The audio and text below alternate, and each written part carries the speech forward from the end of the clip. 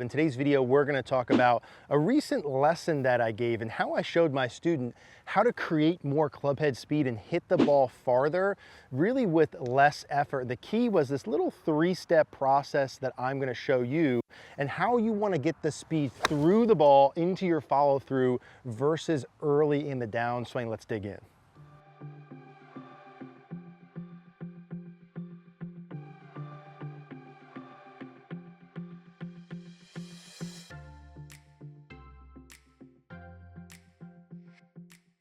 All right, guys, so recently I had a lesson with a player who came to me who was really struggling to get the ball to go farther. And when we implemented this little drill and this three-step process, he had his 7-iron originally going about 155 to 165 yards, which is still a good distance. But after we implemented this, he was able to hit his 7-iron like 180 yards. And here's the three-step process we used. And I've got a 7-iron for this. The student that I had that came in, and a lot of students try and do this, was struggling to hit the ball farther because he was really focused on trying to create speed early in the downswing, okay? And while in reality, you do create speed early in the downswing, I find that in training, if you put your focus on creating speed through the ball and into your finish, that for your brain to create that speed later, it will have automatically started earlier, okay? We want to focus on putting speed through the ball into my finish position. A lot of players that I work with, and this gentleman in particular, was putting a lot of speed at the ball, and they'd sort of have this like fake follow-through position. Whereas if you watch any good players who hit it really far, they're putting speed all the way through, and this drill is the way I showed him to use that I want you to do the same thing. So first I said, okay, let's grab your 7-iron and take a normal setup. Now I walked in and I put my foot behind the club head for him because I didn't want his club head to literally move back at all. So I'm just gonna grab a bucket of balls here to have an object.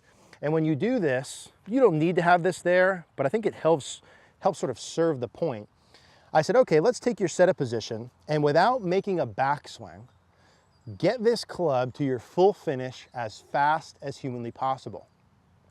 And most players, when I show them this, they like don't even know how to start. They're like, what? No backswing? Like, how do I even start it? And that's exactly my point, right?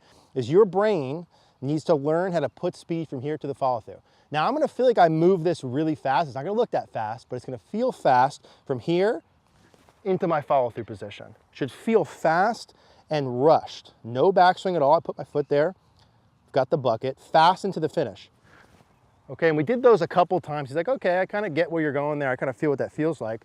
I took my foot out of play as to not get injured. I said, okay, let's do step 2 of this. After you can do speed with no backswing at all, the next phase is to do speed with really as short of a backswing as possible. And so what we did next is we take our club, put it parallel to the ground. I want you to do this with me. And I want you to get your club from here to your finish position, same thing, as fast as possible, without your hands really moving back away from the target yet at all. So here, through. Lots of speed through the ball. So feel kind of fast and rushed. Here, no backswing, speed through, through. You're gonna wanna pull your hands up and back as you do that. I want you to resist that in your practice, okay? And that's where we started to actually hit balls from there. And when you actually start to hit balls, we're gonna put the club in right about here. And now as I'm hitting, I am gonna allow a little bit of the hands working up and back as I try and swing forward as fast as humanly possible. And I'll explain why that works so good. So remember, a couple reps, no backswing. So just from here, as fast as possible. 1 or 2 reps from right here, get through as fast as possible. And now we're gonna hit from that pause position, but I'm gonna allow the hands to work slightly up and back. So I'm gonna set the club parallel to the ground, like so. And as my hands are gonna pull up and back a little bit away from the target line, I'm gonna feel like I go forward and create as much speed as possible. So take my normal setup, club's parallel. There's a slight up and back motion as I'm swinging down and forward. And the reason that works so well is for me to create speed from such a short position, I have to recruit all of those big muscles from my body, and I have to recruit and start that from the ground up. So if you're someone who has a very inactive lower body, it feels like maybe it's all arms, you can't quite get your body moving, this is how you can create that speed. Again, with all of the intention being pass the ball into the follow through. Now, like any drill, it took him a couple swings just to get used to this, and it'll take you a couple as well. So 7-iron here, set it. I'm gonna feel like as my hands go up and back away from the target, I'm actually gonna start to be shifting into my left foot.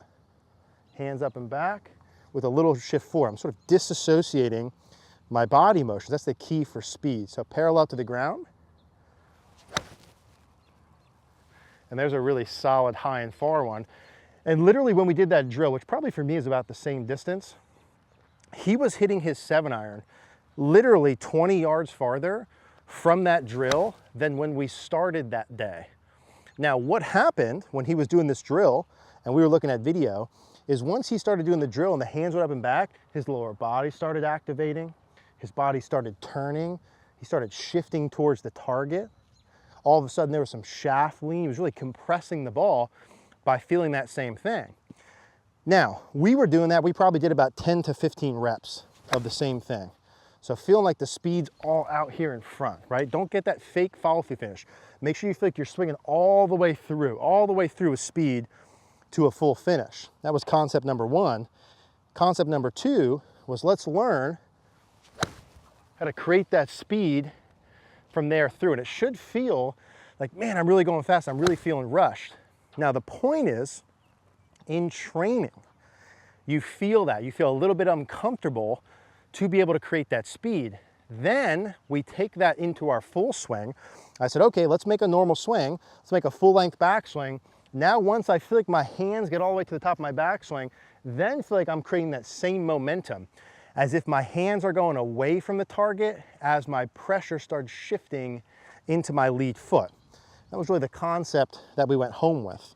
So I'm gonna feel that same thing, but still make a full backswing. And the sensation that he told me he felt when he was feeling that, again, these golf balls are all going like 20 yards farther. And what I want him to do is push himself far enough. And when I'm in LS, I wanna push you to like 120%. Because when you go back by yourself and you go on the course, it's gonna ramp down a couple levels to find normal, right? So you wanna get uncomfortable here and then find sort of a middle zone that helps. But if you wanna hit the ball farther, you're gonna need to feel a little bit more energy, right? A little bit more speed, and this is how you train that in. So same thing, we did full swing. Once my hands get to the top of my swing, I feel like my hands keep going away from the target or away from the ball as my pressure starts going forward. So my hands are going one direction and my pressure is going in a different direction. And this was the drill that helped him, again, about 20 yards with his 7-iron. So same feels.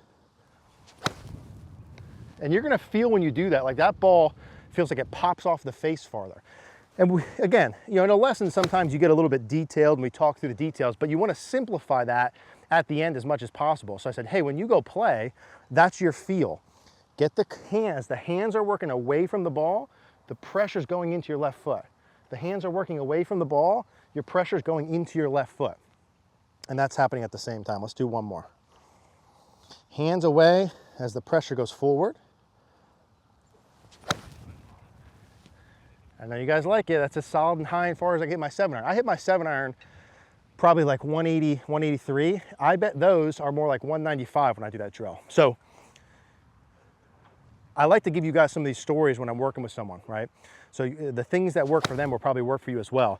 He told me he's been trying to hit the ball farther for like 3 or 4 years with really no improvement. And in literally like 40 minutes of us doing these drills, he gained like 20 yards.